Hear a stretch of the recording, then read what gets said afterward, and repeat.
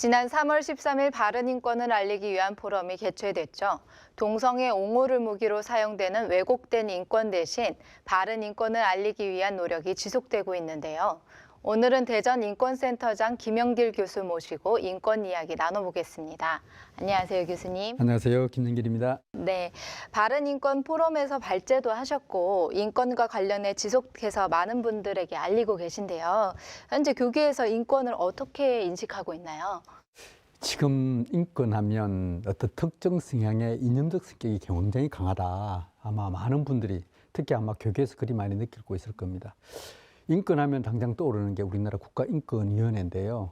국가인권위원회가 일부에서 이야기했듯이 이제 어쩌면 그 사명과 역할을 다했다 할 정도로 지금 특정 성향의 선택적 인권이라고 하기도 하고 저 같은 경우는 상대적 인권이라고 하는데요.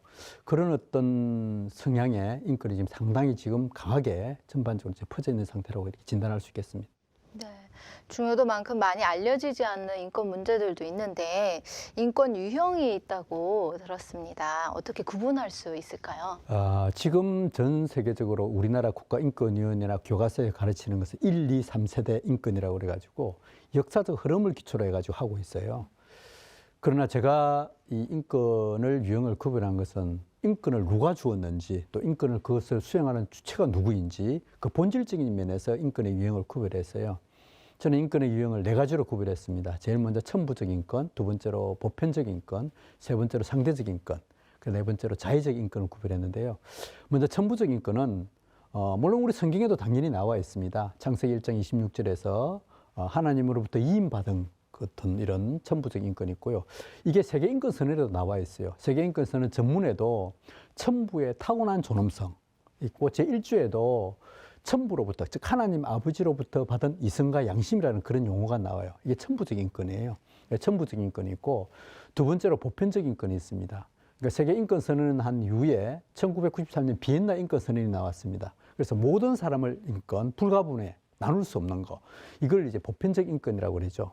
이것은 도덕과 윤리를 기초로 해서 모든 사람에게 이제 적용되는 그것을 이제 보편적 인권이라고 하고 있죠. 상대적 인권이 이제 아까 제가 조금 전에 설명드렸듯이 국가인권위원회를 중심으로 어떤 특정 집단과 어떤 소수자 집단을 중심으로 이것을 상대적 인권이라고 그래요. 이 상대적 인권의 기원은 1844년에 칼 막스가 유대인을 위하여라는 그 책에서 특정 집단을 중심으로 인권 논쟁을 펴면서 오늘날까지 이게 계속 이루고 있죠. 대표적으로 이제 뭐 학생 인권, 뭐 노동 인권, 뭐 여성 인권, 이제 또 뭐 이민자 인권, 뭐 아동 인권 이렇게 하면서 이게 상대적 인권의 이제 표현이라고 있죠. 마지막으로 그 자의적 인권은 인간에게 주어진 자유를 이걸 권리로 포장을 시키는 거예요. 자유와 권리는 엄격하게 틀리고 있는 거죠. 내가 내 마음대로 하고 내 자유에 대해서는 책임을 따르는 것을 우리는 자유라고 할 수 있는데 여기에 대해서 책임은 고사하고 그걸 권리로 주장하는 거예요. 그래서 대체적으로 나타나는 게 이제 성적 자기결정권. 아까 동성애 문제 말씀하셨는데 동성애는 성적 자기결정권을 행사하는 행복추구권의 이름으로 동성애가 나오고요. 그 다음에 자기 신체 결정권. 여성들의 낙태 같은 경우도 이를 통해서 정당화시키죠. 태아 같은 경우는 생명권이 있고 여성은 자기 신체 결정권이 있어가지고 태아의 생명권보다도 내 신체가 우선권이다. 그건 자유예요. 그런데 그걸 권리로 주장하면서 낙태를 불법이라고 이렇게 규정한 것을 잘못되었다고 하는 거죠. 또 최근에 가장 큰 문제가 되는 것이 젠더 문제, 성별 자기결정권. 주디스 버틀러가 이제 주장했던 대표적인 논리인데요. 내가 내 성별을 마음 놓고 결정할 수 있겠다. 이게 오늘날 가장 큰 문제가 될 수 있는데 이게 이제 자의적 인권이라고 할 수 있죠. 이런 형태가 대표적으로 한 4가지 정도로 해서 저는 이렇게 분류를 하고 있습니다. 네, 인권에도 다양한 유형들이 있는데 네. 기독교 관점에서 인권을 어떻게 이해해야 될지 한번 말씀 부탁드리겠습니다. 기독교의 인권은 성경에 나와 있던 창세기 1장 26절을 기초로 해가지고 천부적 인권이죠. 하나님이 인간을 창조하시고 인간의 이 땅을 다스리기 위해서 우리에게 권한과 이임을 준 하나님이라는 절대성과 그다음에 우리 인간에게 준 이임성, 이거 불가분성이라고 하죠. 생육하고 번성하라, 땅을 다스리라. 이게 전부 다 이임받은 하나님의 우리의 문화 명령이라고 할 수 있죠. 마지막으로 너희가 모든 것을 다 하되 선악과를 만들어 놔놓고 하나님의 존재를 잊지 말라. 이게 이제 조건성이라도 할 수 있고 금지성이라도 할 수 있죠. 우리가 성경을 통해서 절대성과 이임성 그리고 조건성, 금지성을 아는 그런 인권을 알아야 된다고 보여집니다.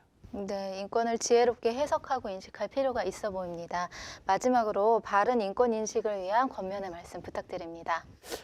조금 전에 말했듯이 인권에 대해서 너무나 혼란스럽고 특히 다음 세대가 너무 지금 혼란스러워했어요. 어디에 해야 될지. 그래서 정확하게 인권에 대해서 바르게 정확히 알고 알아야 된다. 그래서 저는 고린도 후서 10장 4절에서 5절 나오는 말씀을 좀 말씀을 드리고 싶은데요. 모든 이론을 파하고 하나님을 안다고 하는 그 대적들을 제대로 알려서 정말 그리스도에게 복종하게 하는 어떤 그런 길을 우리가 해야 된다고 보는데요. 정말 인권을 정확하게 하고 바르게 구별하여 다음 세대를 살리고 특히 우리 교회도 살리고 무엇보다도 정확한 인권을 알아가는 그런 계기가 되었으면 좋겠습니다. 네, 교수님의 귀한 역할 앞으로도 기대하겠습니다. 오늘 감사합니다. 네, 감사합니다.